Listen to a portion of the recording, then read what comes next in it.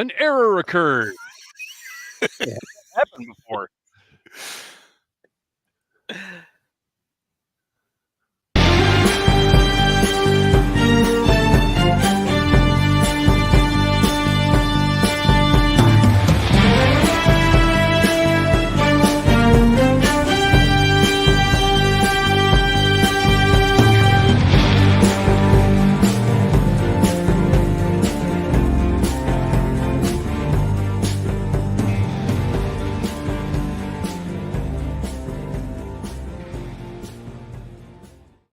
Welcome to Audible Interlude, a G.I. Joe podcast. I am your host, Dave West, codename Phantom Troublemaker. I am your co-host, Noel Wood, codename Crapshoot. And I'm your Cobra intern that converged into oncoming traffic earlier today, codename Legion Cub. And speaking of convergences, this is Cobra Convergence 8. I would have done a special intro, but I got to be honest with everybody.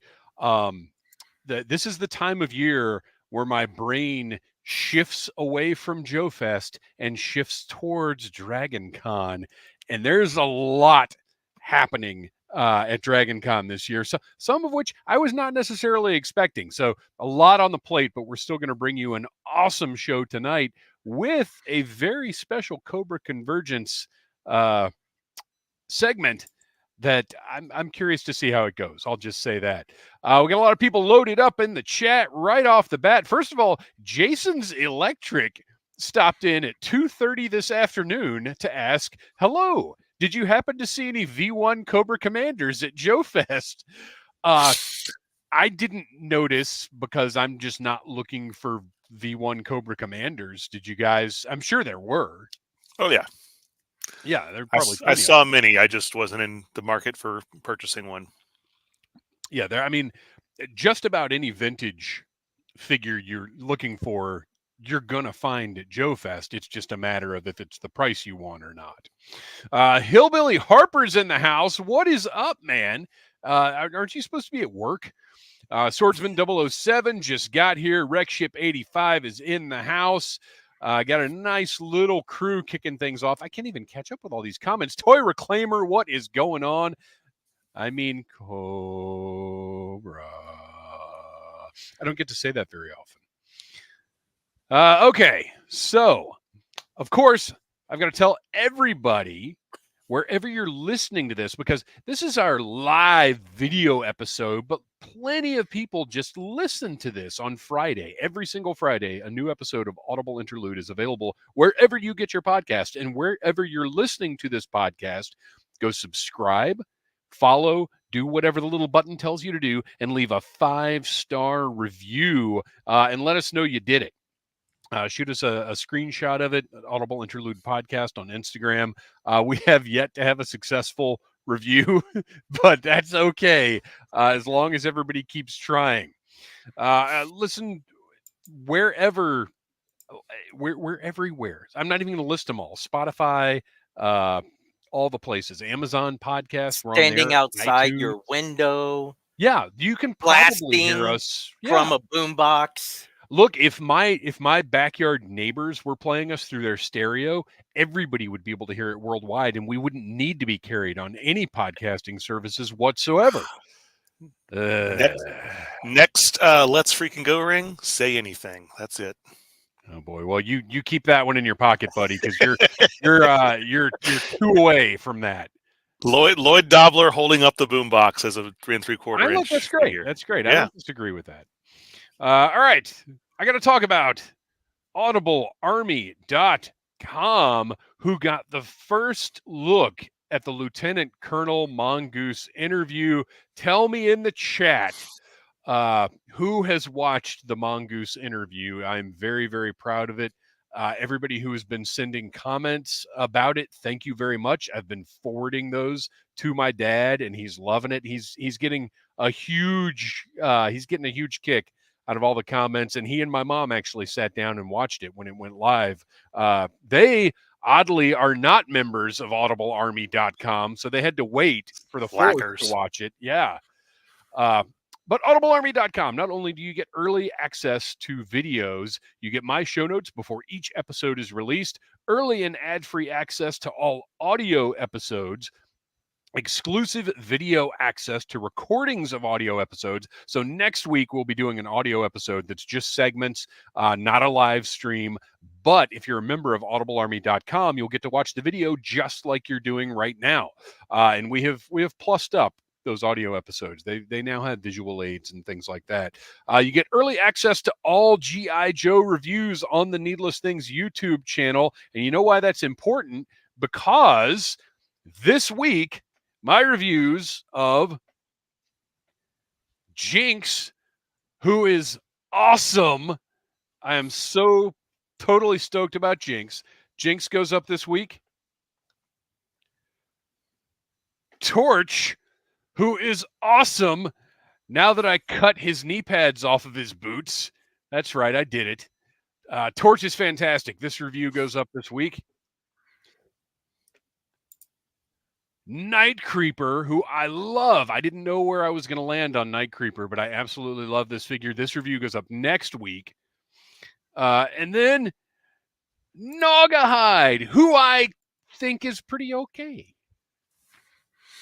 He's got a look at the squishiness of this.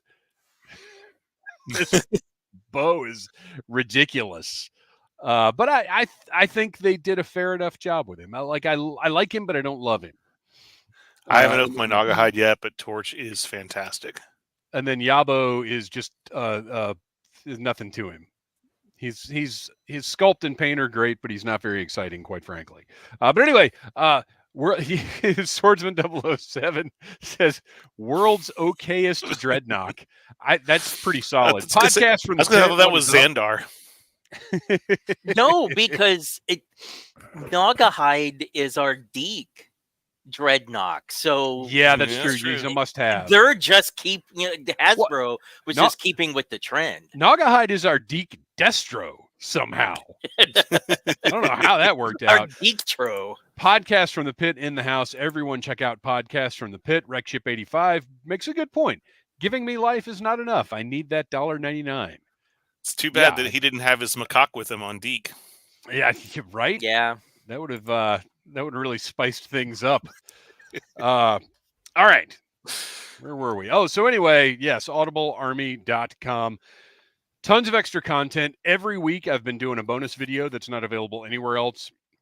That's me taking a look at an older vintage Joe item. I did the Persuader and Backstop last week. Fast Draw review of that figure is going up this week.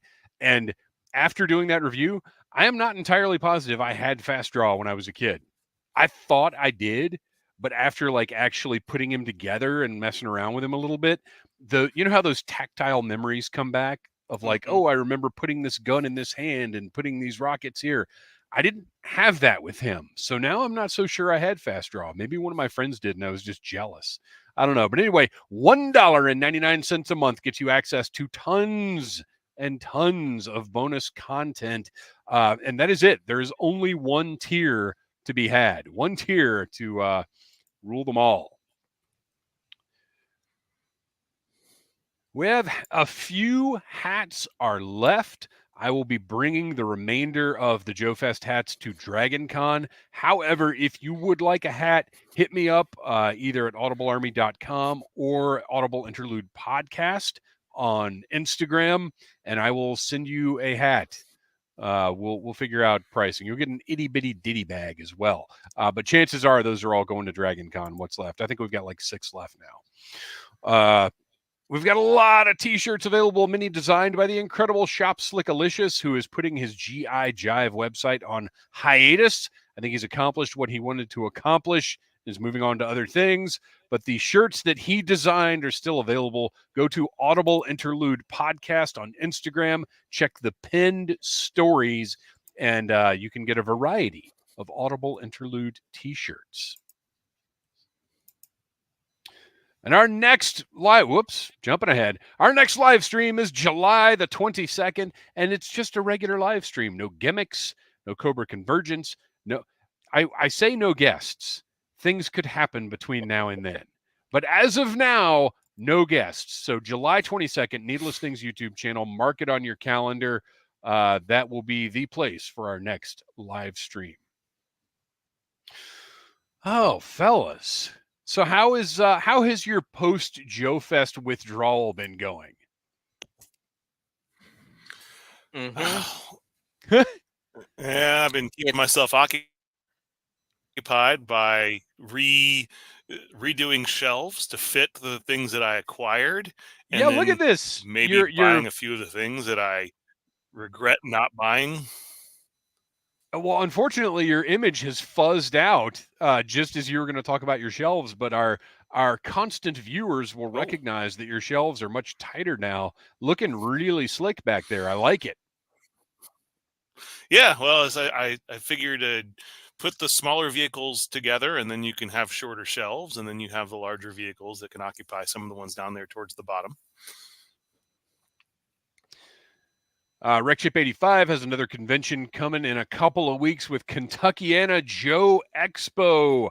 As much as I would love to go visit, it's just too much this time of year. Honestly, we are now into the. This is gonna sound ridiculous. We are now into the Dragon Con, Halloween, anniversary, son's birthday, Thanksgiving, Christmas corridor. Like the last 6 months of the year are just punching me in the head. For 6 months. It's insanity. But maybe someday we'll get back to Kentucky. I would love to. I enjoyed visiting there, as I've mentioned before. And of course, we know only the best people come out of Kentucky. Truth.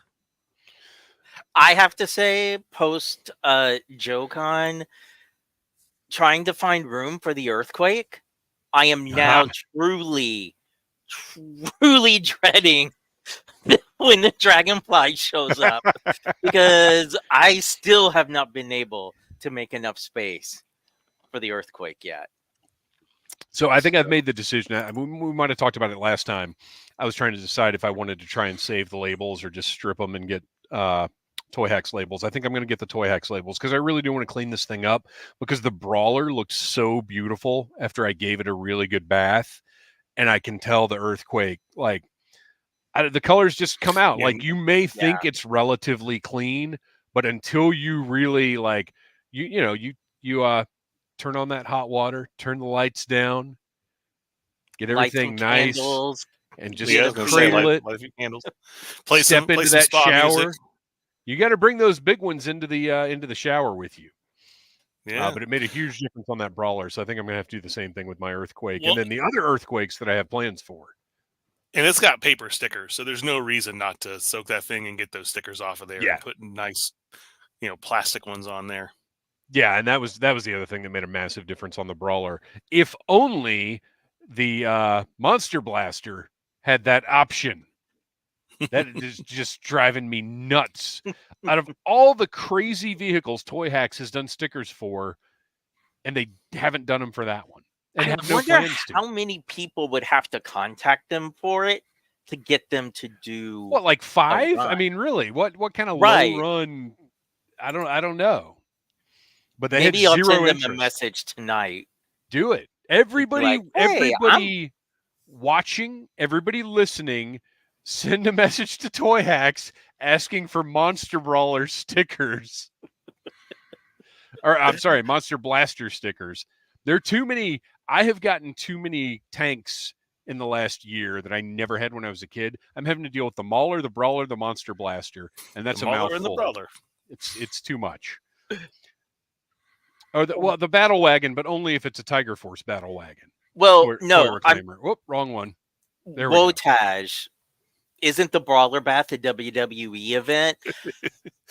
Back in the Attitude era, the WWE Vixen event. I think two of the divas might have had a Thanksgiving gravy Brawler bath, if I'm remembering correctly. Let's see. I don't know. That's a good question. Silent, man, these keep popping in so fast I can't get the right comment. Silent Interlude. They would need an original unused sticker sheet to write. I mean, I guess. I don't know how they do what they do. That makes, well, I don't know. Yeah, well, they changed them because I've seen, the ones that I've gotten are sometimes in a different layout than the originals, and they have slightly different tweaks to the actual stickers. Yeah, but I think to get it's that makes sense because they have the original sticker sheet, then they get like a scan of each sticker, but then maybe reposition them to throw in the little Canada flags and all the extra stuff they put in.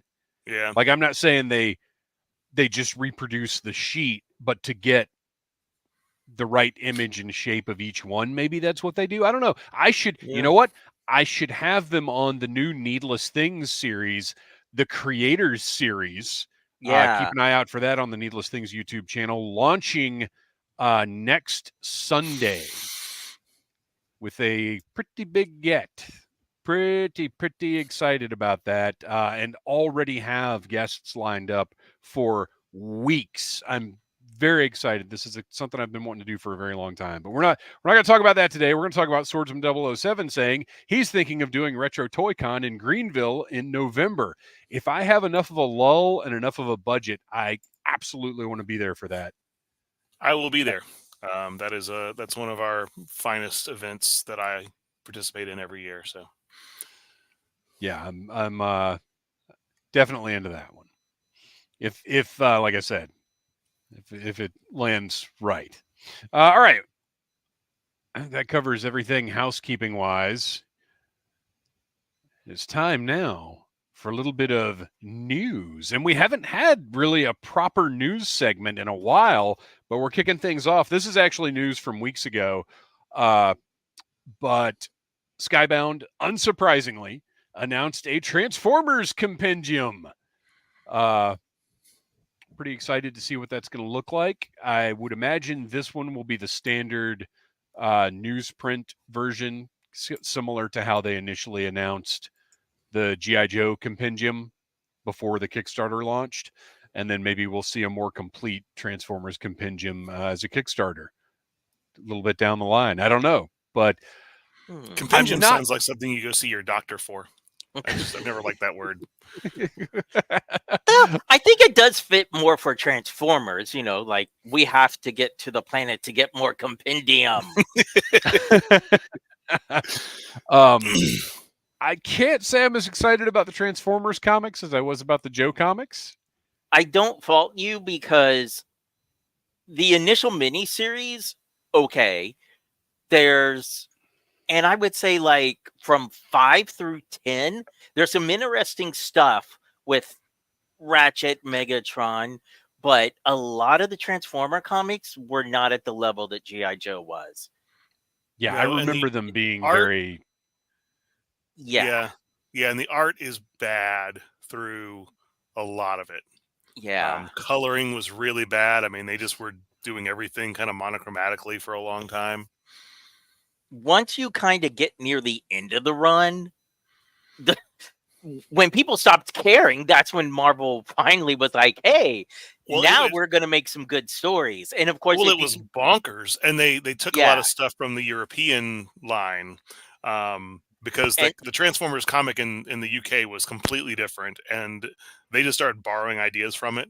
Yep. And I feel like if they put a compendium out of that, while it would take the art in the UK edition is even rougher than what is in the American, but the stories are so bat poop crazy, but they're good. Was it Larry DiTillo? Who was it that came over from the UK? Because I know Marv Wolfman worked on it too. Pretty much once Tracy Ullman came over, I feel like we peaked from people from the UK. So I stopped paying attention. Well, we got to move on because you guys are losing me. And if you're losing me, we're losing everybody. Redship85 did, however, say if you have a compendium lasting for more than 4 hours, please contact a medical professional. Moving on to more G.I. Joe-oriented comics. Oh, wait, hang on. We'll get back to her. In celebration of Yo-Jo June, Skybound and Image Comics, in collaboration with leading toy and game company Hasbro, announced the debut of an all-new ongoing series G.I. Joe #1 from the superstar creative team of writer Joshua Williamson, artist Tom Riley, and colorist Jordi Belair. The biggest comic book launch of the decade will introduce a bold new vision of G.I. Joe and Cobra to the Energon universe on Wednesday, November 13th. Conrad Hauser, codenamed Duke, has assembled a special force known as G.I. Joe to battle the rising power of the mysterious Cobra in the aftermath of the Autobots and Decepticons' arrival on Earth. But the enigmatic Cobra Commander has unleashed the power of Energon like never before. Featuring the first appearance of an all-new character and many familiar faces, this is the comic that will change everything you think you know about G.I. Joe. And that's only half the surprises in store. So this is Agent Cake.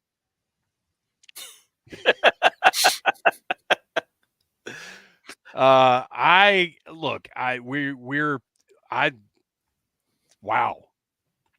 feel like I'm too old to be enamored of comic book characters anymore, but that is a nice looking lady.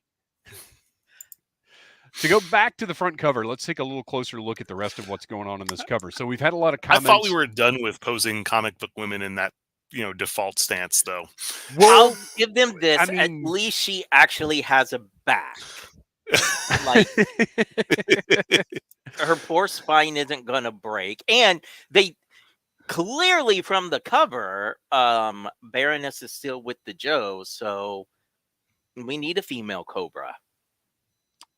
So I like the fact that Mercer is back in what we saw him in originally in the Cobra Commander comic, because I dig that uniform quite a bit. Cobra Commander's in something a little bit different, though, if you notice. Mm-hmm. We've got Scrap Iron. We've got Destro also in a bit of an upgraded suit. Still somewhat traditional, but that arm that almost looks like a cyborg arm, but probably isn't. It's armor, but it flexes like his mouth. Tomax and Zaymot also in updated uniforms, circus performer outfits, whatever you want to call them. Some bats flying around up there, and then the Joes looking kind of like we saw them last looking, and then this suit person who I'm not sure who that is. Giancarlo Esposito apparently is in this because he's in everything else. So here we go. Robert Strebin asked, who is the guy in the suit? We don't know. And actually, maybe that's the new character. We don't even know. But I'm excited. We've been following the Energon universe. You can hear our reviews in our regular episodes and bonus episodes. We have reviewed every Energon universe Joe comic and some that aren't specifically Joe so far, and we love it. Hillbilly Harper says, please smash that like button, and I'll agree with Hillbilly. Smash away. So, I mean, we're obviously all in on this. We're going to be reviewing it. We're excited about it. And you know what I just noticed? Like, I was so focused on the Joes. Look at old Megatron's arm. He still doesn't have it back. Well, and I think Soundwave lost a body part. Oh, my gosh, you're right. Commander standing on. That's Soundwave's chest. Mm. Ooh. Well, and look, there's a wrecked Autobot behind Baroness. There's a lot to unpack here. Oh, and so I assumed that was a Vamp, but I think that's actually Hound that Clutch and Rock and Roll are on. Oh, yeah. That is a familiar Jeep grill. And behind Agent Cake, that looks like it could be Shockwave's head, maybe, with the eyepiece busted out. I don't think that's what that is. Shh. Let me have my fun. But I appreciate your my enthusiasm for Shockwave. Yes. Which, by the way, that is the Cybertronian Shockwave, not the SWAT officer Shockwave. All right. So anyway, no, we do not want to miss G.I. Joe #1 coming November 13th. Order it from your local comic shop or your iPad or whatever now. Because we're going to be all in on this thing, and I all of these designs I just want to see in classified. I would not mind some sort of offshoot line, but I'll tell you what I don't want to see. I don't want to see them first in those little McFarlane dealies. which maybe that's what's going to happen.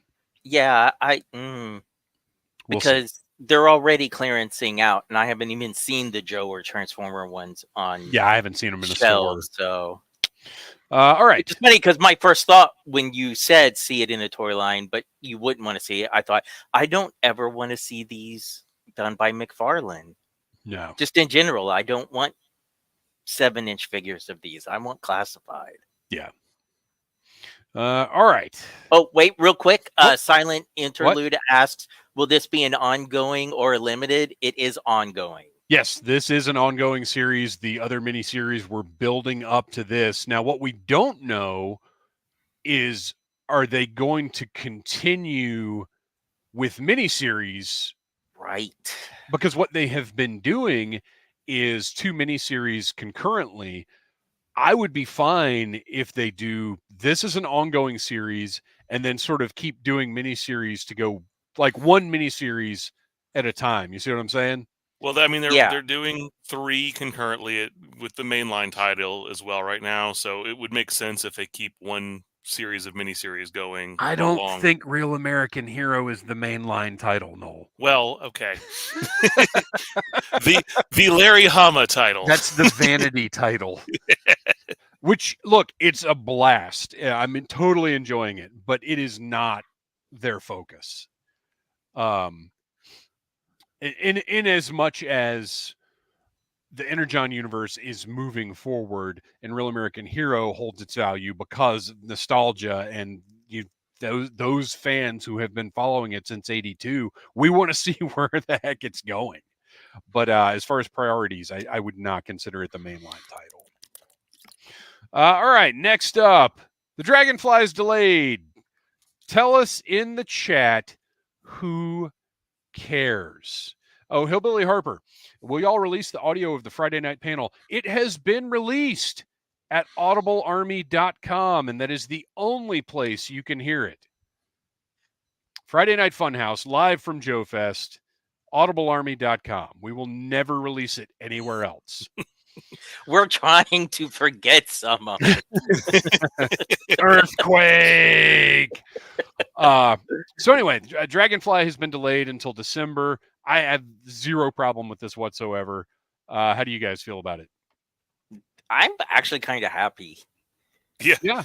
I was kind of dreading, like, what am I going to do with this thing when it comes in? I mean, you'll still be dreading that in December, but you will have had more time to.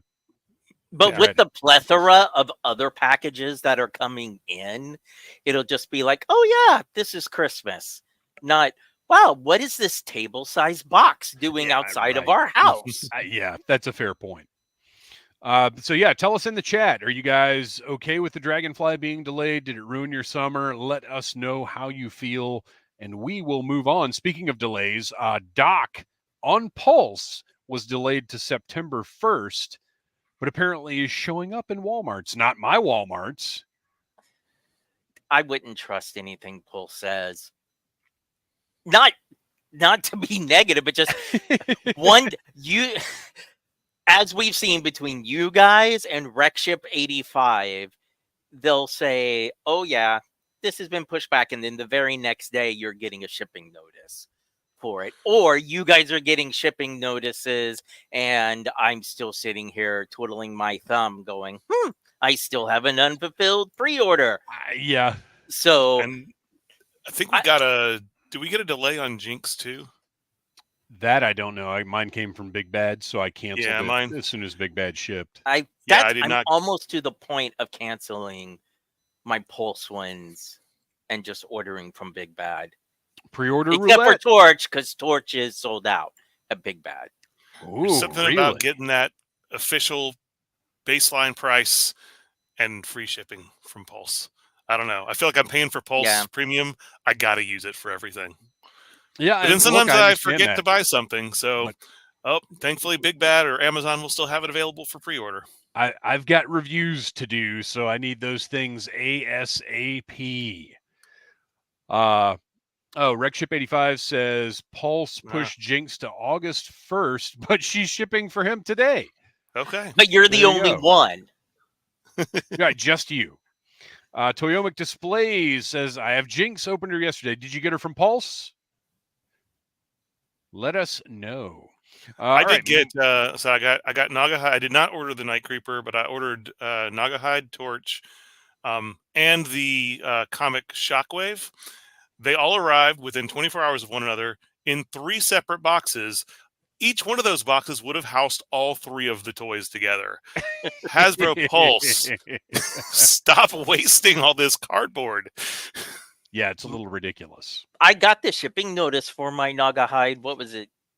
At the beginning of this week, end of last week, after URLs had arrived, but the shipping has not been updated. When I click on it, it still doesn't show.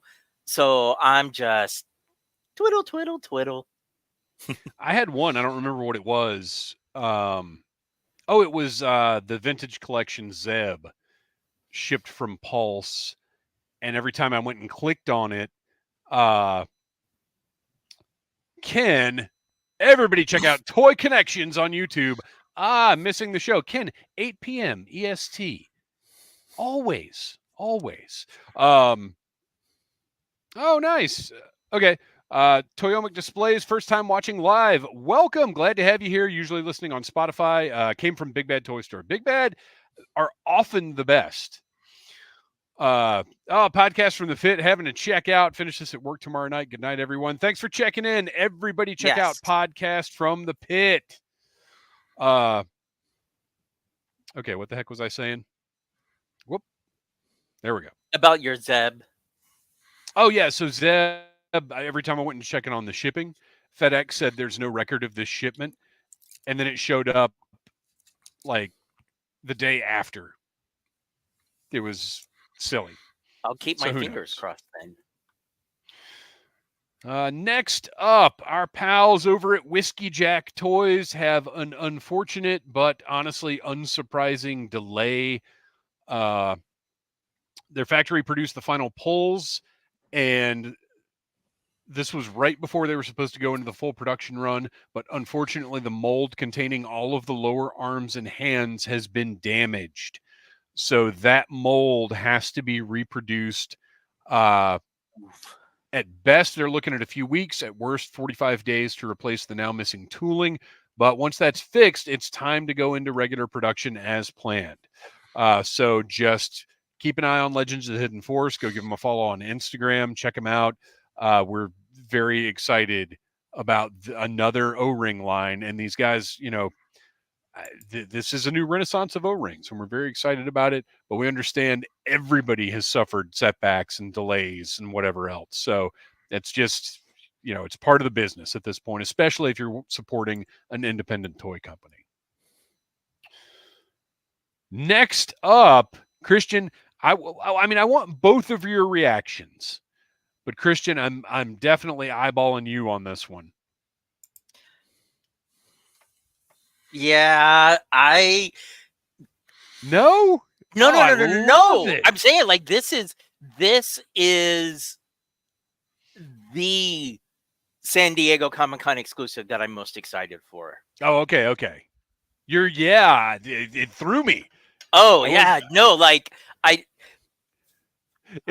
lot of people are going nuts over Once a Man Cobra Commander, and he is cool, but when I saw this, I was like, oh, this is going on my shelf. This is, I feel like exactly, a great figure, but this is what I wanted out of a San Diego Comic-Con exclusive.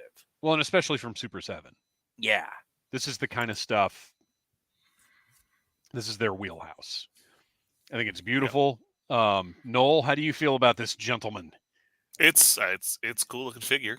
I won't be getting it, but I think it's definitely a cool take on an Ultimates here. Yeah, I like. We can look at the loadout, and they've got a little creative usage going on. I love what they've done with that backpack, adding that silver to it. Really changes it up nicely. To me, this is a perfect convention exclusive because it's not something you have to have at all, but it looks very cool and it's going to pop on the shelf. So Brian Flynn, I am now issuing you this challenge. You gotta get the rights to do an ultimate Pepsi Man. Because I need gosh. that silver and blue with the silver and red. There's enough. Boo! What? Pepsi Man is like the Sentai hero of the 90s. Come on. I have zero tolerance for Pepsi. Not the. Who cares? Pepsi Man Sentai Warrior is amazing. You know what? Get Pepsi Man out of here. Forget Pepsi Man. I want a Mac Tonight. I want a Mac Tonight Ultimate. But he can only go with this if they, vacuum chrome his head. Now, I did get a Pepsi-related San Diego Comic-Con exclusive when they did the Pepsi Optimus Prime back in 2007, I think it was, as a SDCC exclusive. And I promptly sold it off because I was like, what am I doing with this stupid thing? I almost bought, didn't they do like an Optimus Prime shoe at one point? They did, yeah. Like, for whatever reason, that was available to me. And I almost bought it because the idea of a transforming shoe was so stupid. But I'm glad I didn't buy it.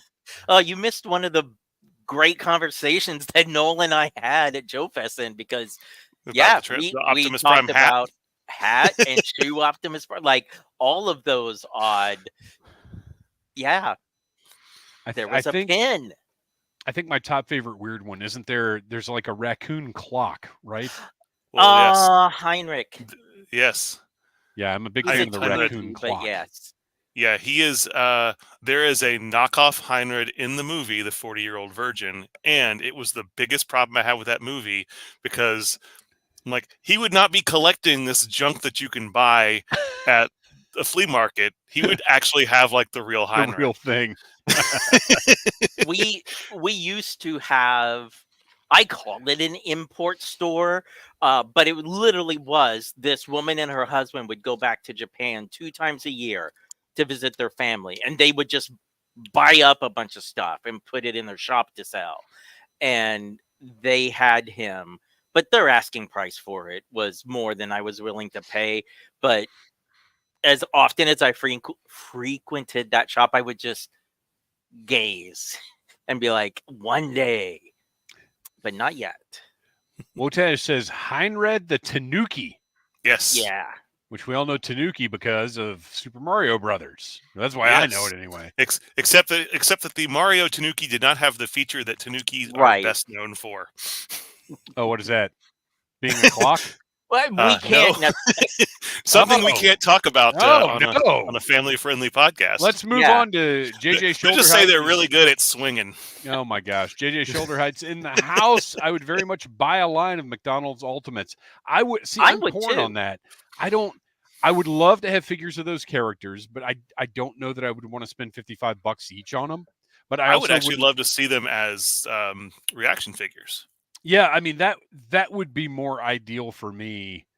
And that fits with some of the stuff that they have been doing lately in reaction too, I think. But if they're going to do them as reactions, they definitely need to do the McDonald's land diorama of what it was in the 60s and 70s. Like, if they're going to do reaction or even ultimates, it needs to be that early look where it was all Sid and Marty Krofft. Well, I mean, they're starting with Forearm Grimace. Yes. Oh, yes. Like that's not even a question. All right. Evil Moving Grimace. along, more Super 7 San Diego Comic-Con exclusives. Ashcan Snake Eyes. I think it's very cool, unique looking packaging. I really like the concept. It's another way to get a cool repaint out there. I think the figure looks very interesting like that. He looks like the desert Snake Eyes. Kinda, yeah, because it's not quite white. I think that's more the lighting. Because he definitely looks more white and gray here, which is what I think the colors should be. Be interesting to see, but there's so much stuff. I don't know if this guy's in my budget. As much as I'd love to have that card.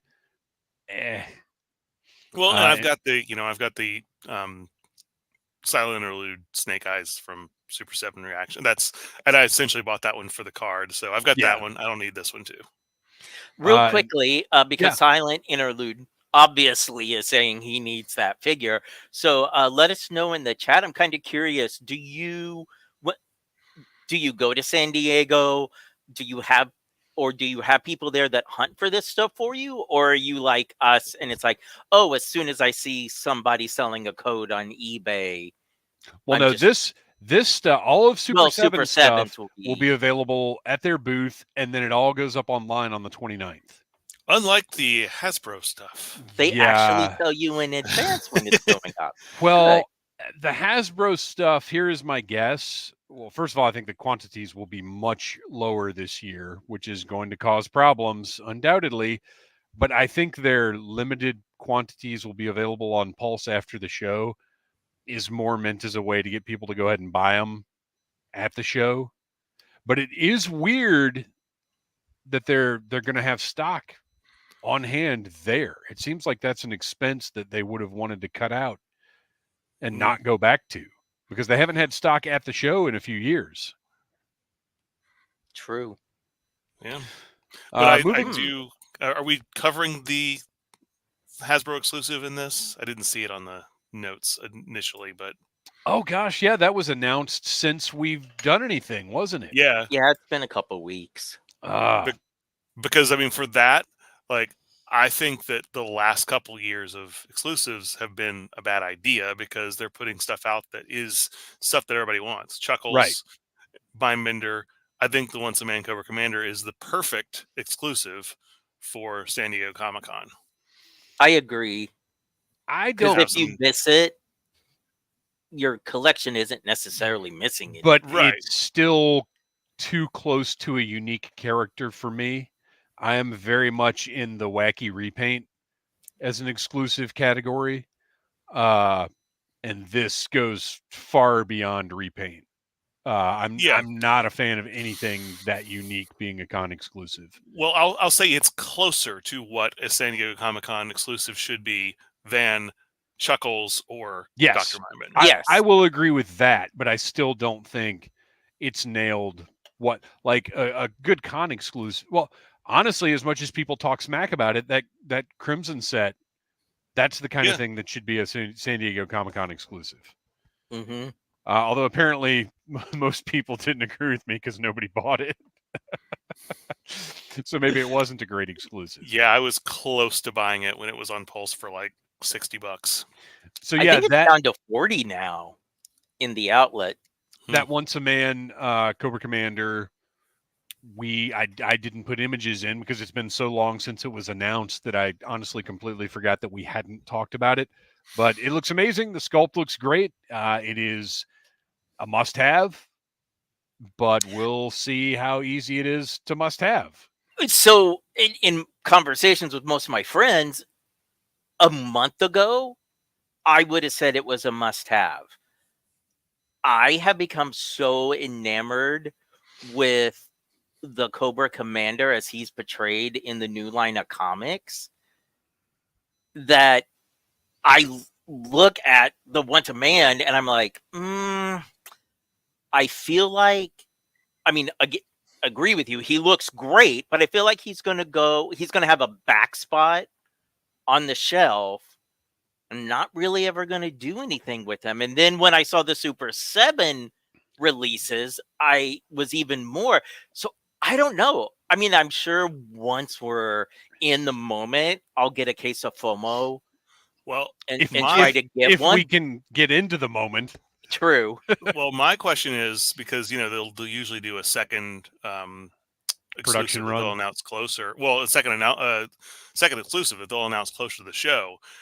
Maybe it won't even be revealed to the show. So the Once a Man Cobra Commander has the little snake that wraps around a Joe figure.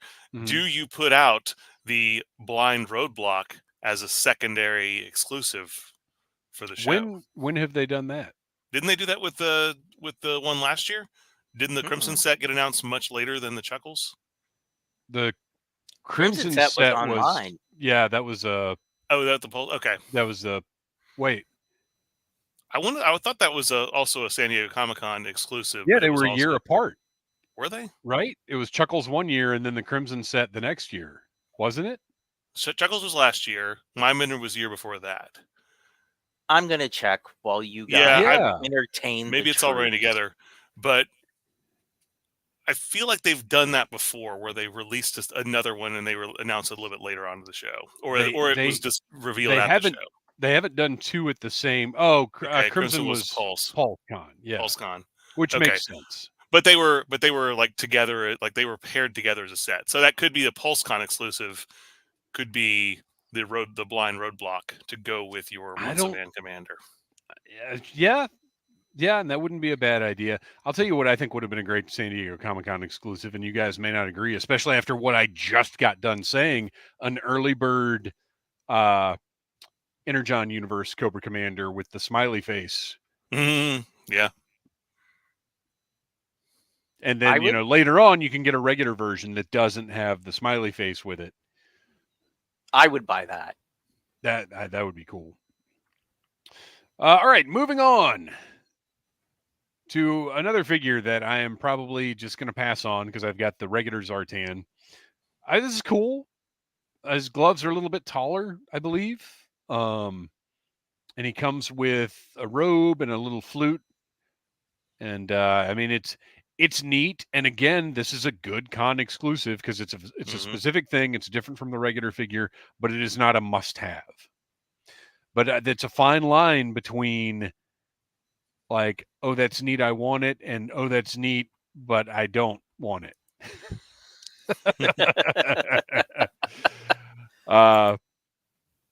Yeah, it's fine. It's fine. What else we got here? Let's see. Oh, okay. This is exciting.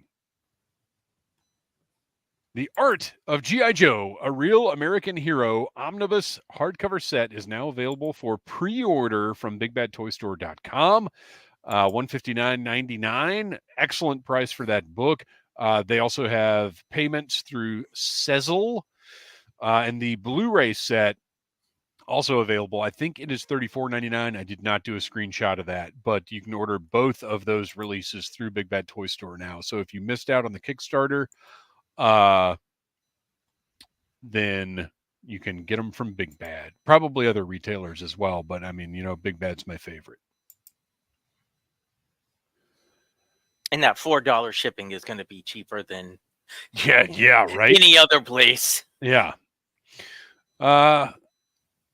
One more last minute piece of news. Our pal Ken from Toy Connections, and who is a big part of Delta 17, sent me some images of the Hind helicopter that they are working on. And ooh, look at this thing. We will be following the progress with interest. And as a matter of fact, I talked to Ken and Steve in an upcoming episode of the Creators series, so stay tuned for that. We'll get into a little more detail about the Hind. One thing that Ken pointed out is Steve is having the sculptor continue to work on the cockpit, which that was the first thing that drew my eye, is how cool that's going to look with figures sitting in that cockpit and in that cargo bay. This is going to be a magnificent display piece, and again, we'll be following every step of the way. Ken's going to keep us updated, so this is going to be an interesting project. And you can see the length of the rotors versus the length of the body, so it doesn't have that massive like overlapping rotor thing like the Tomahawk has. So you O-ring and 1/18 scale fans, keep your eyes out for Delta 17. Go give them a follow on Instagram, on Facebook, wherever you follow the things that you follow. All right, let's see here. Oh, there's our pal getting that potassium. That's why he wears the metal mask, to keep the mosquitoes away after he eats all those bananas. Yeah, mosquitoes are attracted to you after you eat bananas. Now, I don't know if that's scientific fact or an old wives' tale, but I like it enough to believe it. Georgia science. Well, it is time now to get on to Cobra Convergence 8, our very special Cobra segment, something we've never done before on the show. And I'm really curious to see how it's going to go. Noel and Kristian, I'm going to warn you guys up front. I am essentially going to be taking the role of the games master here because I will be utilizing both of my screens to do what we're doing. I'm not going to be able to reference anything. So whatever I've got is going to be off the top of my head. So what we're doing here is a little game of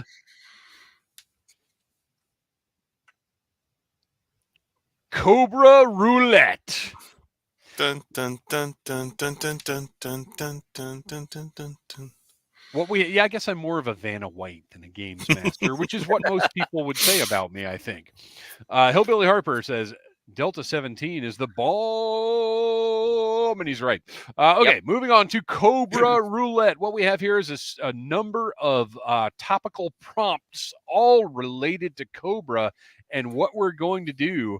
Oh, it didn't clear my test spin. Whatever, that's fine. What we're going to do is spin this wheel, whatever it lands on, we have to talk about in some form. There are a couple things on here that we have discussed before. There are a few things that we will discuss in the future, but this is purely a, minimal reference off the top of our heads. Whatever comes up, Cobra-oriented chat. So everybody hang in there. We are going to give this wheel a spin. Our first topic is Battle Armor Cobra Commander. All right, so Battle Armor Cobra Commander, a lot of people's favorite version of Cobra Commander, but not necessarily thought of as the most iconic Cobra Commander. Did you guys have this one when you were kids? Yes. No. My younger brother eventually got him, and I hated this version in the toy line. I hated him.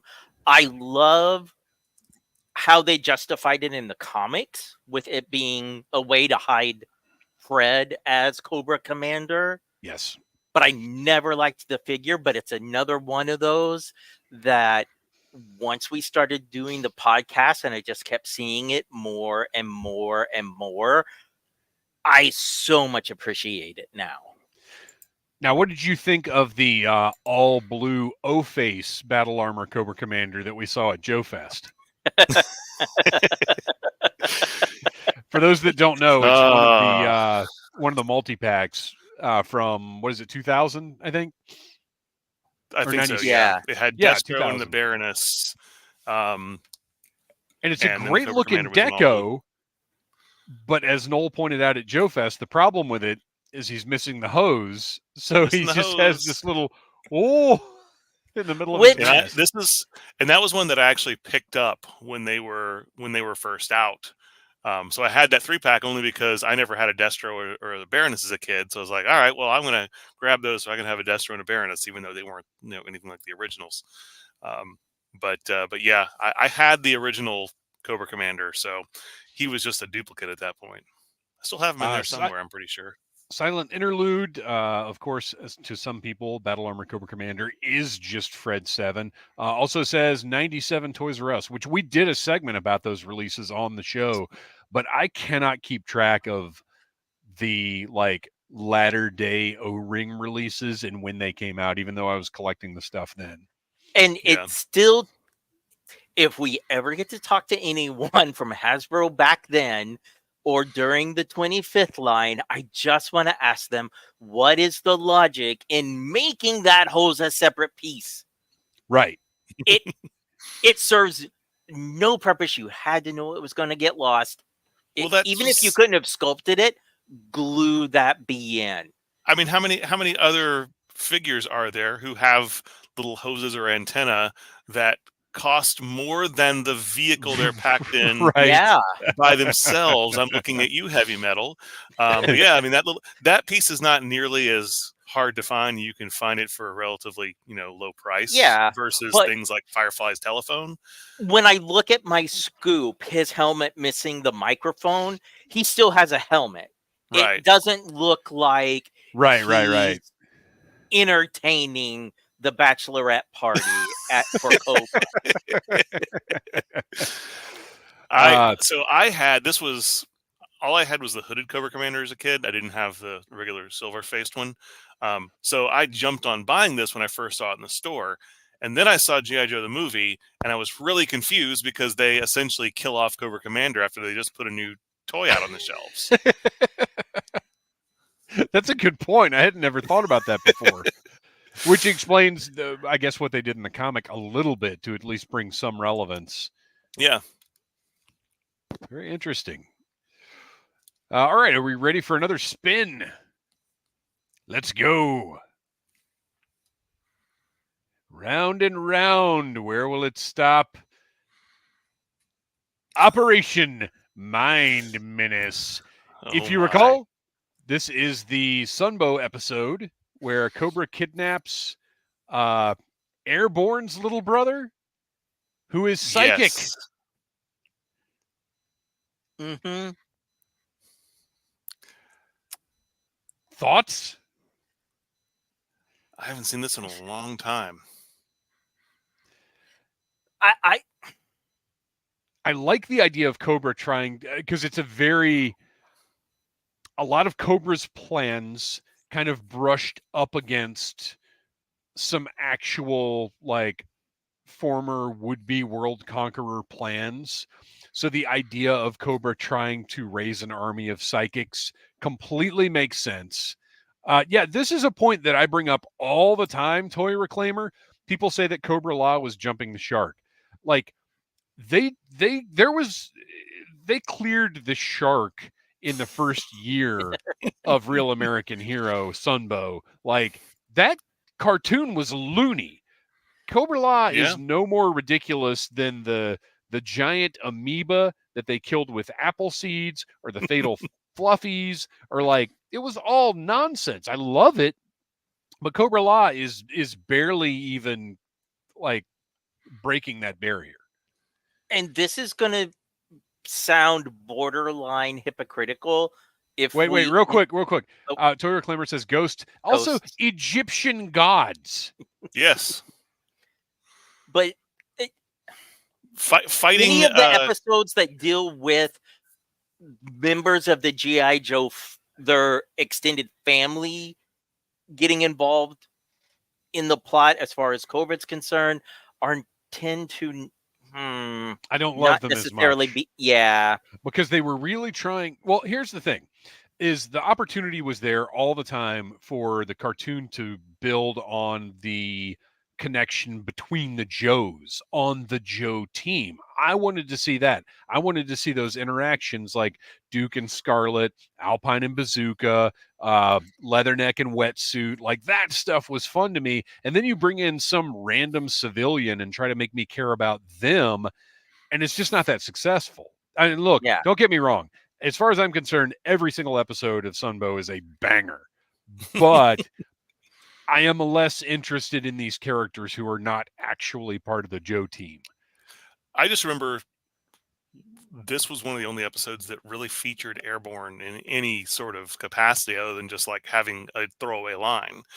And it was also like, why does he sound like Optimus Prime? That was my biggest takeaway, I think, from watching this episode when I was 12 years old, 11 years old. Wotaz says, learning that Lady J and Destro were related was kind of odd, but not as odd as the fact that Destro's castle was built on top of a giant Cthulhu monster. All right, next spin.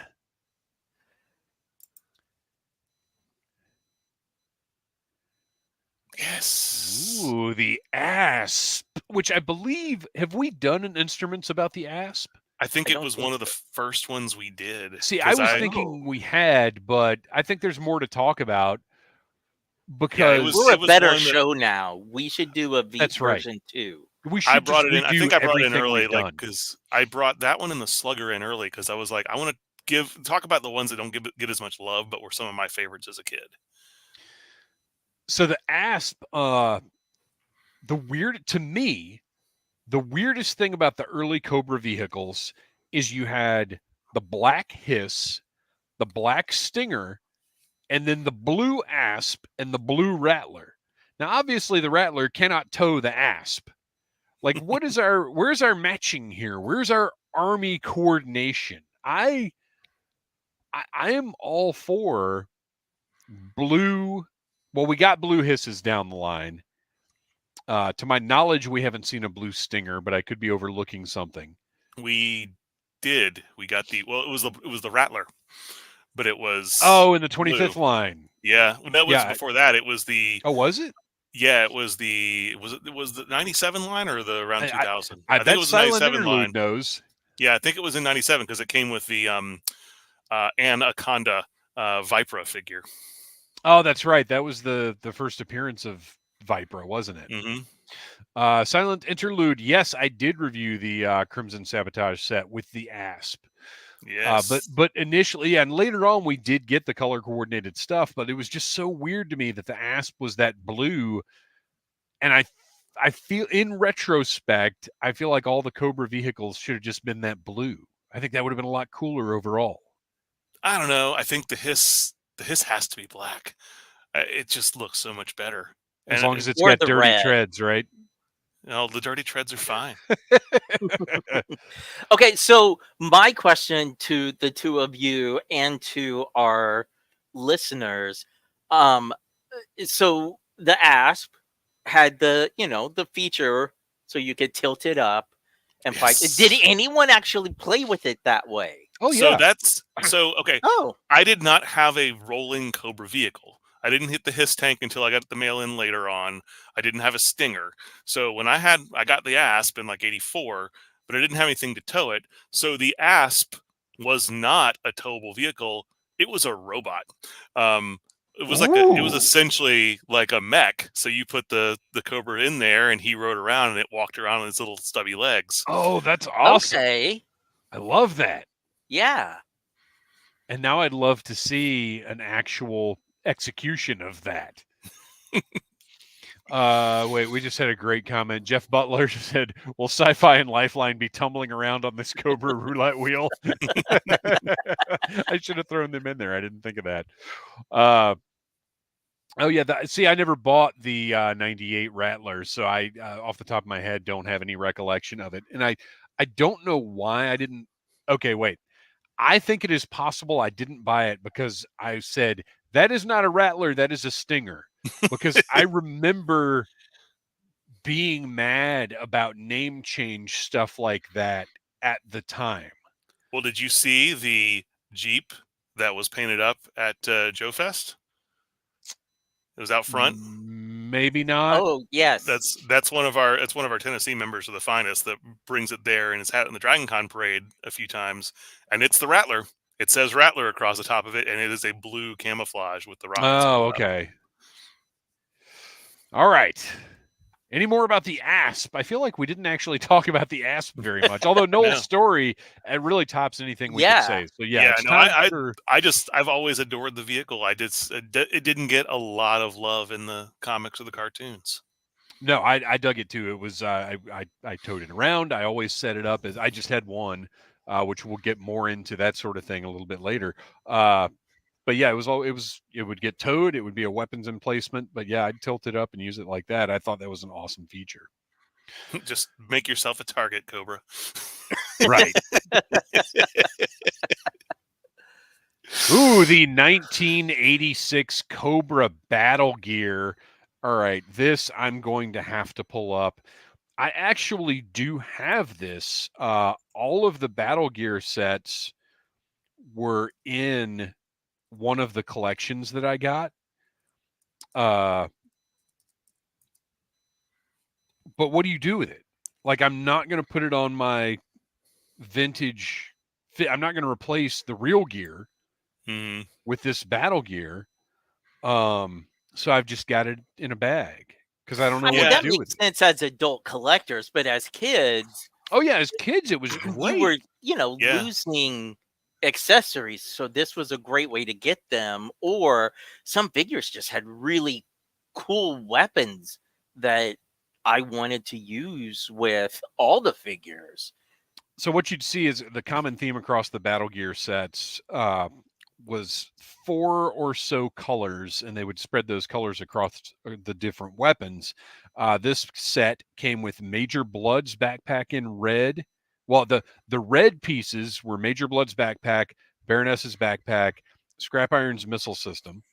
Then there were light blue pieces, Major Blood's rocket launcher, the bayonet rifle from Those the Crimson Guard. Crimson. Yeah. Cobra Commander's laser pistol and the Dragon rifle. Yeah. And then sort of a whitish, grayish color of Baroness's rifle, Destro's pistol, which you see with Destro all the time. I feel like I see that with him more than I see his actual pistol with him. The AK-47, Firefly's submachine gun, Firefly's walkie-talkie, which again I think I see with Firefly more than I see his actual walkie-talkie. Yeah. And Scrap Iron's pistol. Yeah.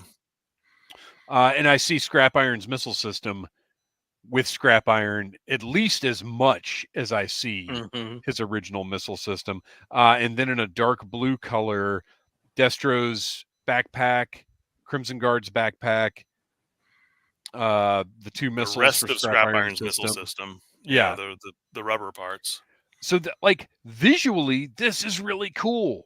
Now, are there any of these pieces, if you were, like, let's say you had an extra set of figures and this, what would you swap in? Like, what do you think would look cool or would look better? I like Baroness's red backpack a lot. I like that. I do especially like the light gun blue being in that color. Yeah, because the gun is that same bright red for the original. Yeah. Well, no, Baroness's original rifle is black. No, it's that bright red color, isn't it? No, it's black. Baroness's rifle, it's like a glossy black. Oh yeah, it is black. Why did I think it was red? I don't know, but that would be one right behind me. That would be cool too. I swear there is a red one then. Maybe her backpack. Oh, it Major was in the Blood's accessory pack. The walkie-talkie. Oh, was there a later accessory pack that had different color variations? It was in the 84 weapon pack, it says. Oh, because I know I had it in red. Okay. But I guess that one also came with some Cobra weapons as well. Oh, nice. I thought this was the first time they had done Cobra weapons. Yeah, I know I've got it down there in red somewhere. I really dig Scrap Iron's missile system. I wouldn't replace the original, but if I had, you know, it would be kind of cool if you could kit bash like a Scrap Iron Crimson Guard and give him the Cobra Elite backpack here and then the other missile system. That'd be kind of cool. I feel like that would be easy to do. I would probably want to give an Arctic team those white weapons.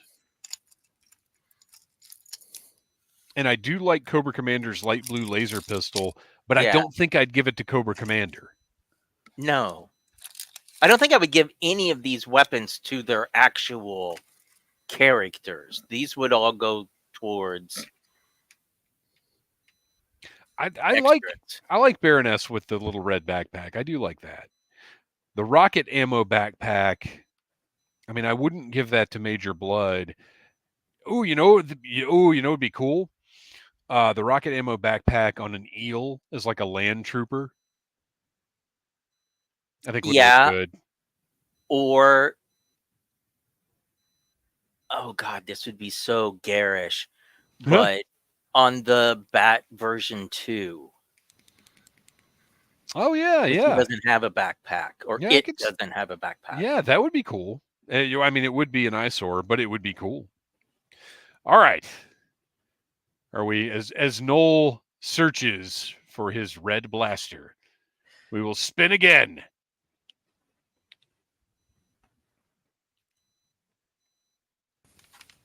Yeah, I'm looking for the Baroness rifle. Oh no, we got a double spin. Others because I believe that's Scrap Iron's pistol in the red as well. Oh, in the red? Which I like better than the white. All right, we got to spin again. I thought this thing would not do a double spin, but clearly it will. Clearly it'll do many double spins. Oh boy, we're losing it. We're losing it here. Okay, Cobra propaganda.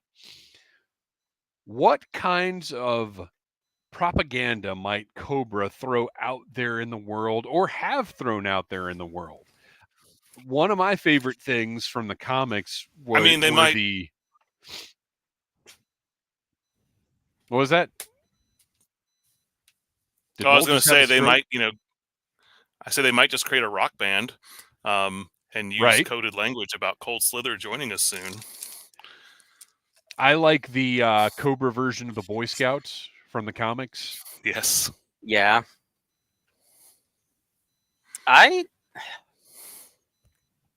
feel like Cobra in G.I. Joe Renegades is nothing but propaganda. Right. That's kind of the ultimate version, isn't it?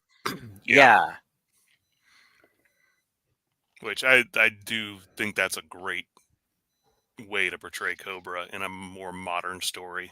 Mm-hmm. Which one of us came up with the Cobra TikToker?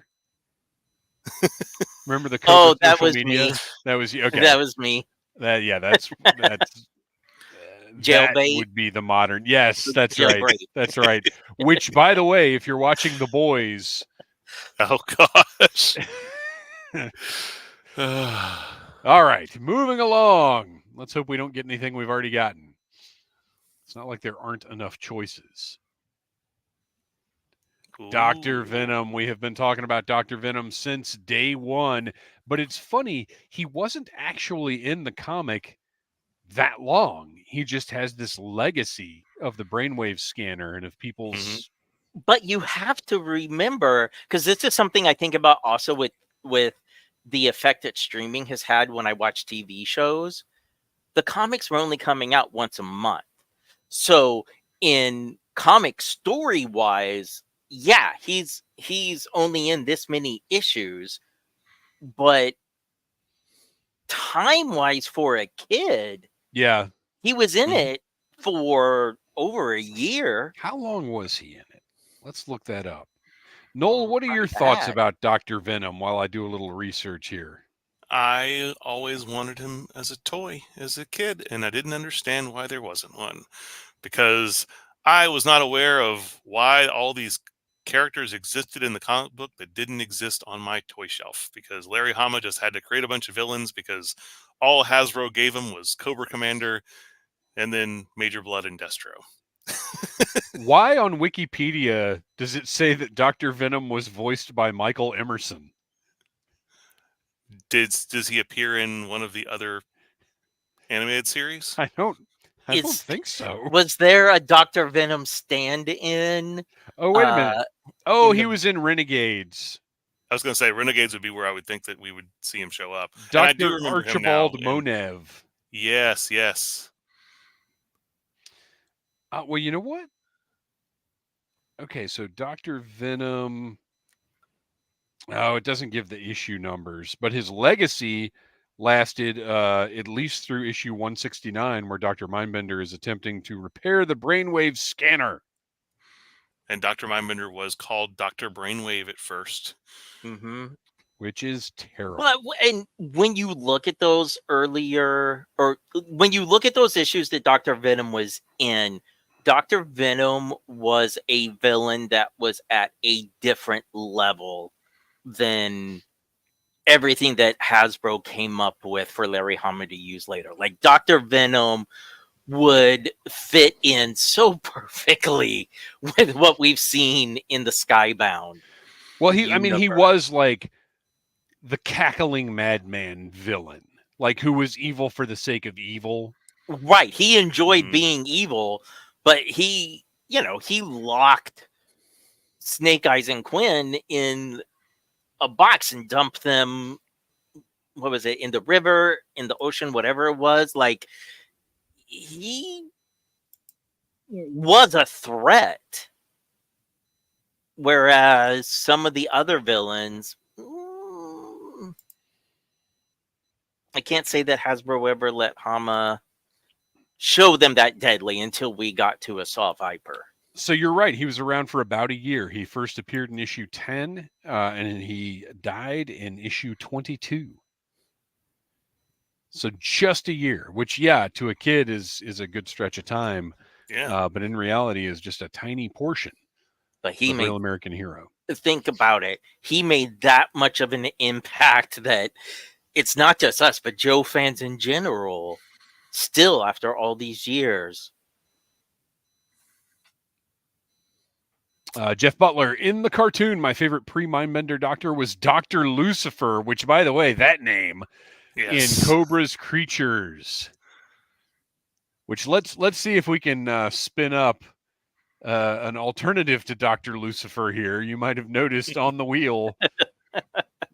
No, but we do get the 2009 Mole Pod, which is, quite frankly, something that was long overdue in G.I. Joe.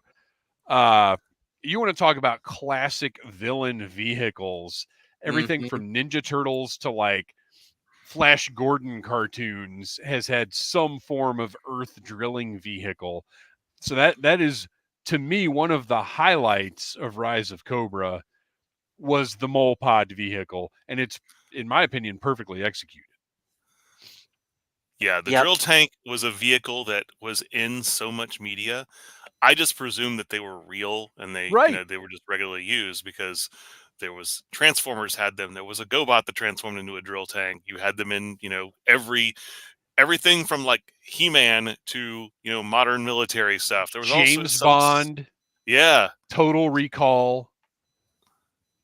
Going all the way back to the 60s in Thunderbirds, they had a drill tank. So it's just an awesome concept. I mean, as a kid in elementary school, when I thought I would start trying to draw and write my own comics, my team's vehicle was a drill tank. So it's the best. And it's fun to draw a drill. I drew I drew robots with drill arms. I drew drill tanks. There was, as Noel mentioned, the GoBot that had a drill for a head. Whose name was Screwhead. Which is terrible. The Thundercats Driller. I mean, drills are awesome. They're second only to Bubbles, but then I remember hoses and glow in the dark and translucent. So drills are actually kind of far down the list, but they're still pretty great. All right, let's keep going and hope we don't get something we've already gotten. Come on, Satan. No, spin again.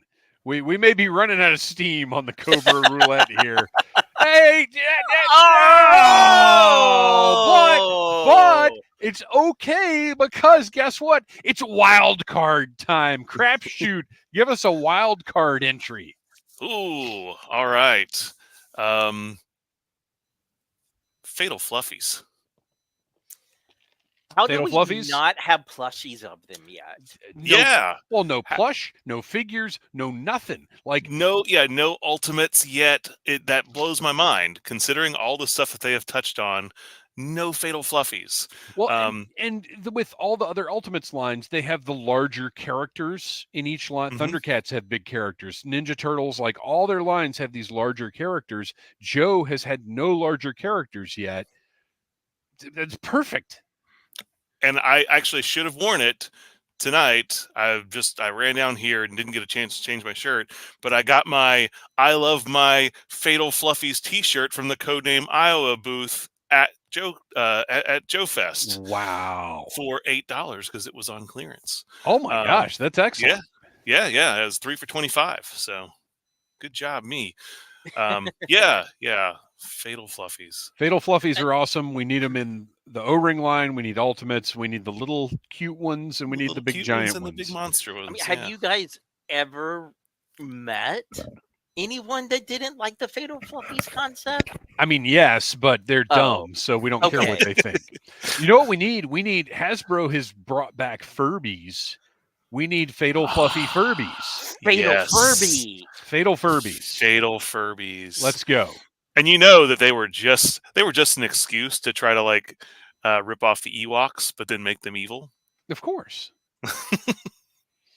All right. We'll do maybe one or two more spins, and then we got to move on to sound off. Oh, boy. All right. One more spin, and then this dud of a wheel is getting put away.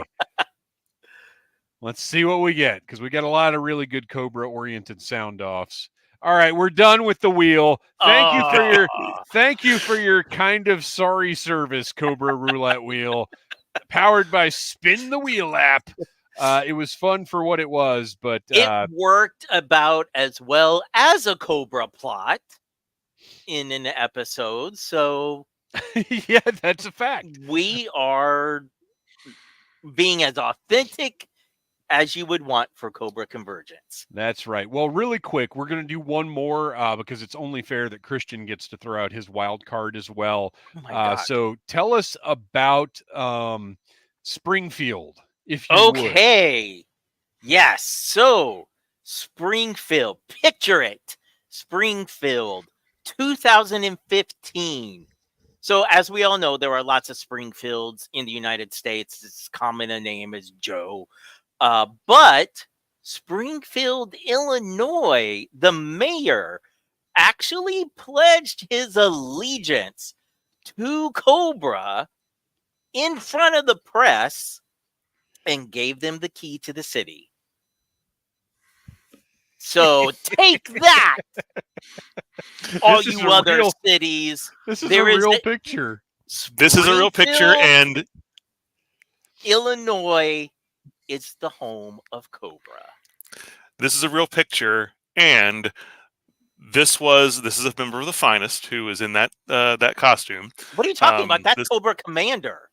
Well, Cobra Commander is a member of the Finest. Before this actually went out to the world, I was in Charleston with some of the other folks that we would come down and do a photo shoot down there. And this was the year they were doing the JoeCon in Springfield, and my friend Johnny, who also created a fantastic fan film called why can't I think of it? It's the Batman fan film. The Batman versus Dark. I don't know. Whatever. No, it's the one in the Batman '89 continuity. Oh, and no, that's not what I'm thinking of. Losing my mind right now, but I can't remember the name of it. But he was talking about like going through the photo shoot and stuff, and he was actually showing me pictures of it beforehand, and then we got to see that like pop up on the news and get carried by mainstream news sources all over the United States a few days later, and I was like, that's excellent hilarious. job.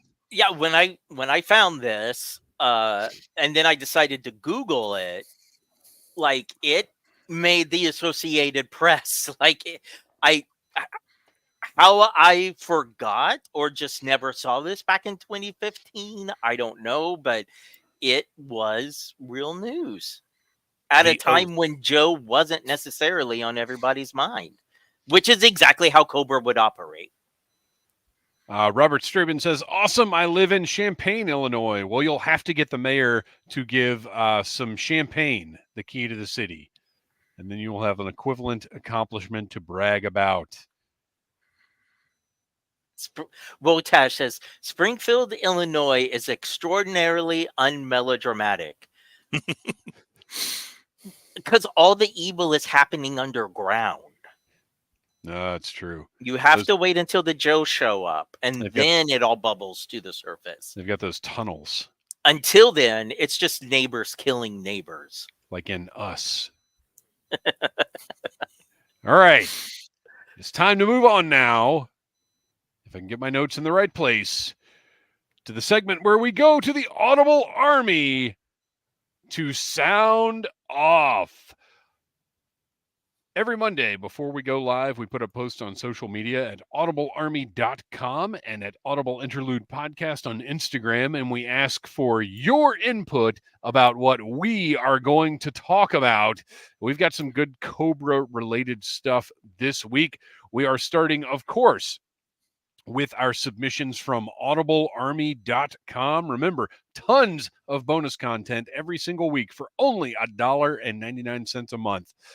First up from Wreck Ship 85. Let's say it's the far future, and most, if not all, of Cobra's high command structure is gone. Come up with the new future leader of Cobra in the year 2099. Side note, if this is the plot for G.I. Joe Extreme, then oops, I haven't watched it yet. Yeah, I couldn't tell you the plot from G.I. Joe Extreme other than No it's one can. extreme. Okay. Who wants to start? Who wants to answer this query? Well, my thought was, and I know we've discussed it here before, probably based on another one of our sound offs, but at this point, 2099, I mean, AI has just taken over the planet. So Cobra Commander is just going to be this AI creation that is essentially just shaping the world in his own image. I like it. I like it. Kristian, you got something off the top of your head? Or you want to go last? I should probably... No, I'll go ahead and go now. Okay. So I thought AI, but in a different way. So Cobra is still taking the downtrodden and the kind of people that are easy to manipulate. Cobra Commander himself, though, you never really see. It's always some sort of AI projection, sort of like, think Emperor in Empire Strikes Back. The mind behind Cobra Commander is actually an evil genius little kid, like a bad seed type, because he's imaginative. He just wants to see people hurt and die, but no one knows that it is this kid coming up with these grand schemes. Robert Straven says, somehow he returns. And JJ Shoulder Height, a max headroom version of Cobra Commander sounds fun. I am into that. And he's annoyed at all of his little glitching and everything, so he's like twice as furious. Well, you just the, get a standard. crap ton more extra S's. So my my leader of Cobra in 2099 is a bat. It's like a larger version of a bat, but its stomach has been hollowed out, and Dr. Mindbender's head is in that stomach. So he's Krang? Yes.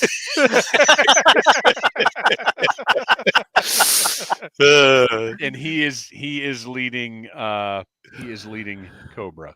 Richard 85 says, my wife was literally just saying it should be Cobra Commander Boss Baby. All right, moving on. Also from audiblearmy.com, Matthew Comstock. What other 80s enemy factions did you team up with Cobra in your headcanon as a child? Do you think those team-ups would still work today, looking through somewhat adult eyes? Have you thought of any potential team-ups as an adult that you think work really well? I'll start this one. You guys know, I didn't mix toy lines when I was a kid. I could not deal with the differing aesthetics. However, in the case of Cobra, I would use monsters from any other toy line because, as we were just discussing, the cartoon taught us that nothing is off limits. So ghosts from Ghostbusters, Beast Man, any kind of monster toys that I had, I would use for Cobra. And I also, and I didn't remember this until today when I was thinking about it, I used the Decepticon cassettes with Cobra as just little robot, like they were sentient. I didn't treat them like bats, but they were Cobra robots. They were almost kind of like, well, they were basically Cybertronians, but like they weren't Transformers. I just used their robot forms because they were size-wise, they were kind of about right. But yeah, I use those, and I really like that. I like Frenzy and Rumble, like with Cobra. It's kind of cool. And that would work today because that's right. Doing. That's like literally going to be a thing, I'm sure. Yeah, when I thought about this one, I did mix toy lines, but I never really did it that much with G.I. Joe, other than what you're saying. Monster-based animal toys. But there were a few Fisher-Price Adventure People sets that I had that I would use with my G.I. Joe figures. So Yeah, I did use like the Jeep and the boat and stuff like that. Not yeah, with Cobra, but I used that stuff. yeah. But when Fresh Monkey Fictions their 70s line comes out with the Adventure People robot guy, it's totally going to be a part of Cobra on my shelf.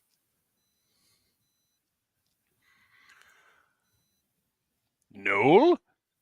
I also did not cross my streams as a kid when it came to my toys, especially with G.I. Joe, with one exception, but it wasn't Cobra related. My friend had those with a Ertl that did the 3 3/4 inch A-Team figures. Mm-hmm. So they had a couple of adventures where they were on Joe's side, but with Cobra, there was never any crossover. But I wouldn't say it was headcanon.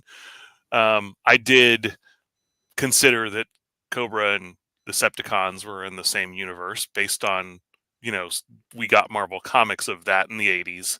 But I never played with my toys that way. And obviously that would still work. I think that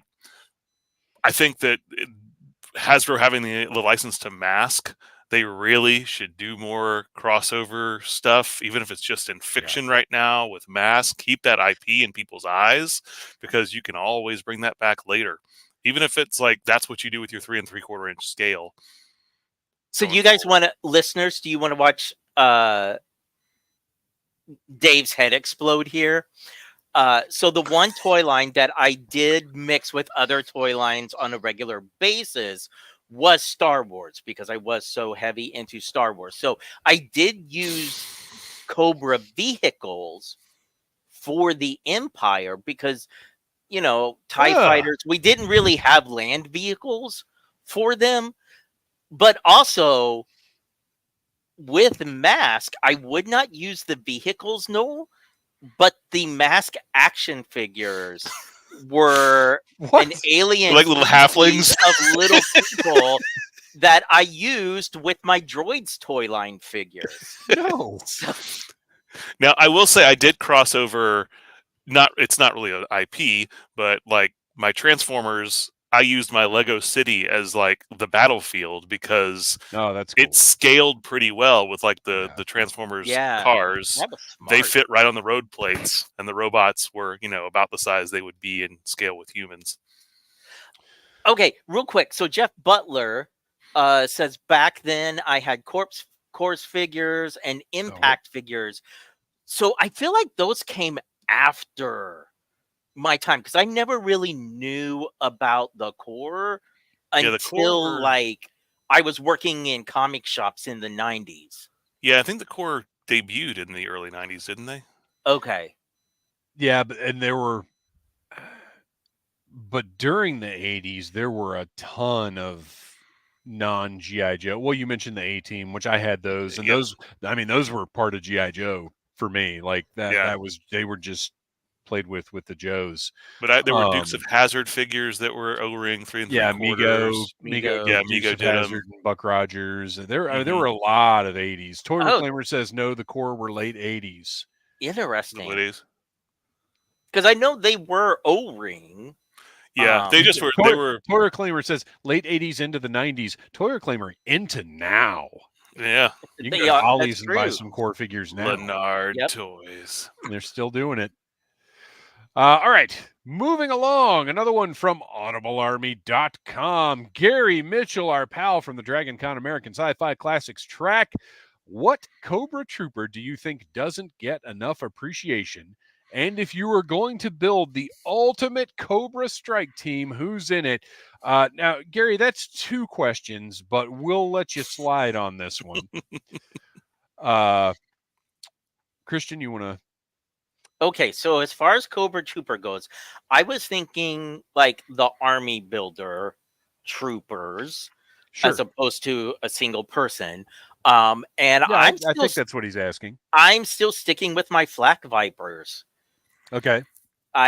They have rocket launchers on their backs. They would cause damage, and just because they look like extras from a 1980s Buck Rogers episode, I think that people don't take them as being a cool troop builder. For the ultimate Cobra strike team. So when I thought strike team, I am thinking these are the people that get in, cause damage, and get out.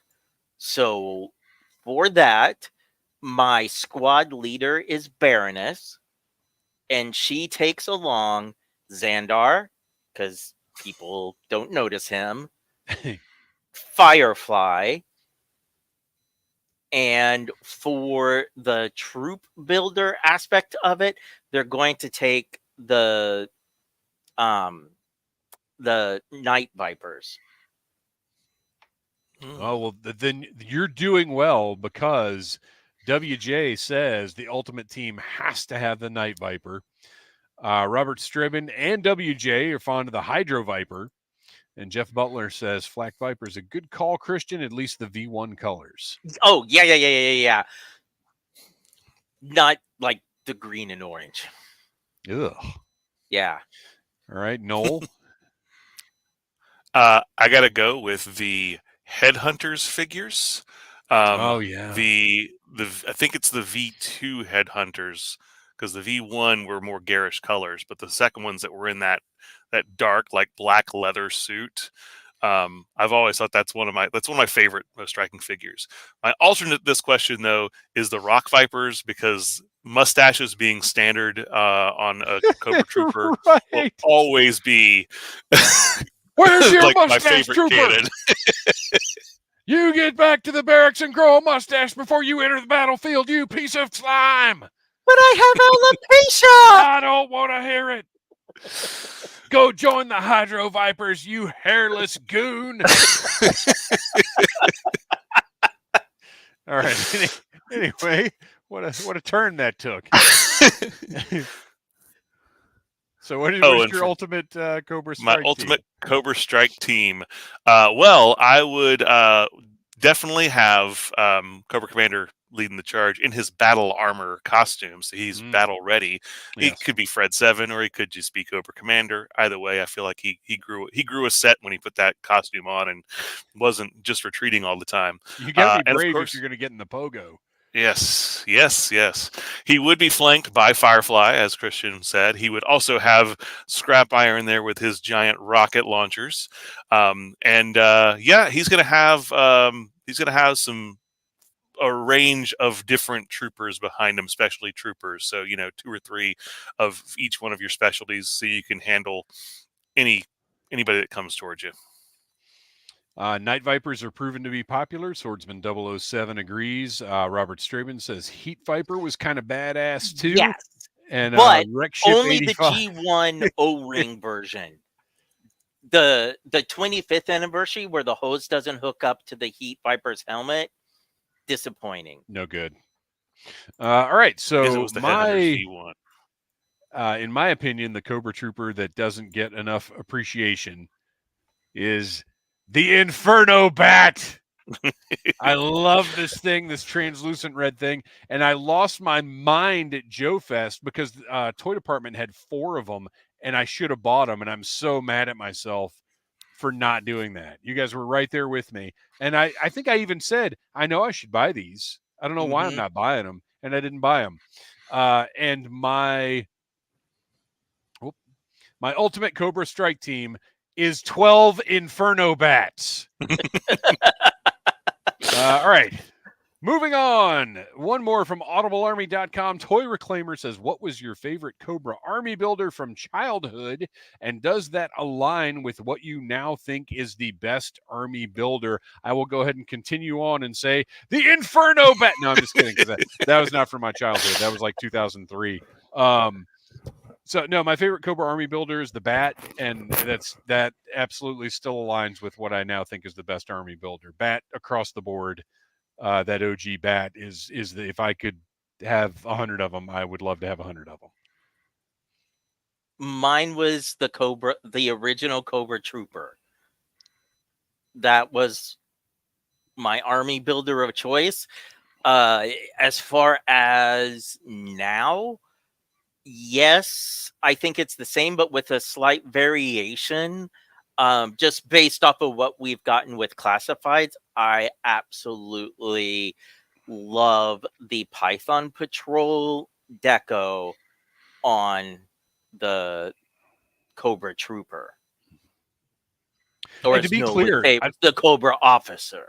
And to be clear, when you say Army builder, I don't think any of us actually had like armies. I had I don't think I had two of anybody.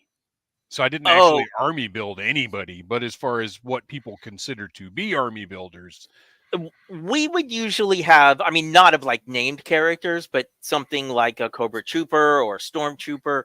If me and like my older brother wanted it, we wouldn't necessarily both get them at the same time. So there was always the potential for us in my household to have up to two of something. I think I had a couple. You mentioned Stormtroopers, and Star Wars is with G.I. Joe. I think it was one of each, but I think I had a couple of Stormtroopers, maybe more, a couple of Hoth Troopers. I definitely had a couple of Besman guards, and there's a story behind that I'll get into some other time. But yeah, with Joe, it was one of everybody. I had, and I'll say my favorite was the Crimson Guard. I had 3 Crimson Guards as a kid. I remember the day I got my third one because the 2 that I had, I also used my G.I. Joes as a wrestling federation. And my 2 Crimson Guards were a masked tag team called the Red Terminators. But then they were sneaky heels. One day, a third Red Terminator showed up. So he could sneak in the ring and replace one of them. So that's what the day I got my third my third Crimson Guard. I also had 2 Vipers just because I got one, and then I got another one, and my parents were like, well, you can take that back. And I was like, no, I want 2. Because this is an army builder. We didn't use the term army builder, but like, because this is a trooper, so you can have a lot of them. And they were actively discouraging me collecting more than one of the same figure, but I really You're not the boss of me. Well, as a matter of fact, I would say right now, I've just picked up so many Televipers over the last couple years. I was laying them out, and I've got like about 20 of them that are complete right now. So I think that's my current favorite. All right. Well, we have run up against our time. Unfortunately, we will not be able to make it to the Audible Interlude podcast sound offs this week. I encourage everyone to hang on to them. Resubmit them in a couple of weeks. Maybe we'll be able to get to them. We won't be so loaded with news or events. The Cobra Roulette took up more of a chunk of time than it probably should have. Let's be honest. So it is now time to move on. I'm guessing you guys have Joe and Tells. You're always disappointed when we have to drop the segment. So yes. This segment, sponsored by our pals Slickalicious. Check out Shop Slickalicious on Instagram.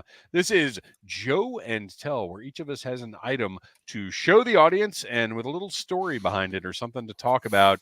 Who wants to go first? I'll go first. Okay. So I've already reviewed this on the Needless Things YouTube channel, and we've even talked about it on the show a little bit, but I've got to bring it up again because I really, it's just such an exciting, incredible figure. I got this at Joe Fest. This is Grindhouse Toys Necromancer figure. It is, I cannot take it off my desk. It's a work of art. It's beautiful, functional. The functionality of it for a 1/18 scale figure is just mind-blowing. I mean, it moves like 1/12 scale figure. Like, it's just so beautiful. Everything about it. Look at that translucent head. So the initial batch of these went up for sale this past Friday on grindhousetoys.com and sold out in 2 minutes. But there Nice. are more coming. And I highly recommend you keep an eye on Grindhouse Toys on Instagram, because this is a special figure. I just absolutely love this thing. Check out my review on the Needless Things YouTube channel. See what you think. You notice that Nintendo Zapper he's got in his hand right there. Excuse me, non-copyright infringing video game laser weapon. It's just a beautiful figure. It's one of those that it's something special to own, and the packaging we're not even going to get into right now. Like I said, check out my review, but follow Grindhouse Toys on Instagram for the next batch of these that's going up for sale. This is, if you are a toy aficionado, in my opinion, this is a must-have figure. All right. Who's next? I'll go next. Oh, go ahead, Noel. Okay, well, mine, it's somewhat of a twofer, only because during one of those last questions, I saw this out of the corner of my eye, and I was like, why did I never think of this? But, man, Zod from the GoBots would have made a great Cobra vehicle. Whoa. Got my little HISS driver up there, because he's got that nice blue color, and he's, looks like something crazy Destro might design in a fever dream. Great. And, yeah, and he's got a little, seat up there, so you can see right? your little HISS tank driver. Flats the top of his neck there, like you could put a big old Cobra symbol. Yeah. Is that and the wheels are, is that an expensive thing to get? No, you can get a Zod, even with working electronics, for like $20-$25. Dude, get one and customize it. It's could do that. Zod was a Tonka original. He's not from Wasn't Machine a Machine Robo. Yep. Man, so yeah. Think about that Zod painted up, and I can't believe I'm about to say this, painted up black like the HISS with some red trim on it, and then get one of the flame effects from Torch and stick it in its mouth. Yes. And that is totally a Sunbow Cobra robot vehicle thing. I love that. That's beautiful. But my the one that I was going to do, as you may have recalled a couple weeks ago, I showed this off, and I was lamenting because I had not gotten the other one yet. It had been sitting in a post office somewhere in Georgia for like 2 weeks, but I did finally get my police Jeep in. Another Fun School vamp. It says Fun School on the front. It That's does. So they're literally the fun police. That's awesome. But this one actually, the stripes on the side. Let me see the side. Yeah. It's got little stripes. And these are little paper stickers. But still, it's cool. I like it. But for what you get, and the thing was, I was hoping to find these, and the back's popping off here. I was hoping to find some of these cheap at Joe Fest, but they are way more expensive at Joe Fest than you can get them online. You just have to wait a little while because they're shipping from India. Yeah. But this one actually has the gas cans and the little siren in a separate baggie. So nice. Yeah.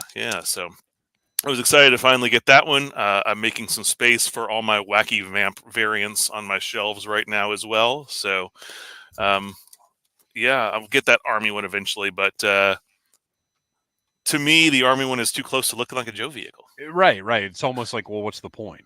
Yeah. And the point is that it's cheap and you're out of Fun School vamps to buy. But right. But yeah, because Laud needs a Jeep. Or a police Jeep. Kristian, yes, you are up.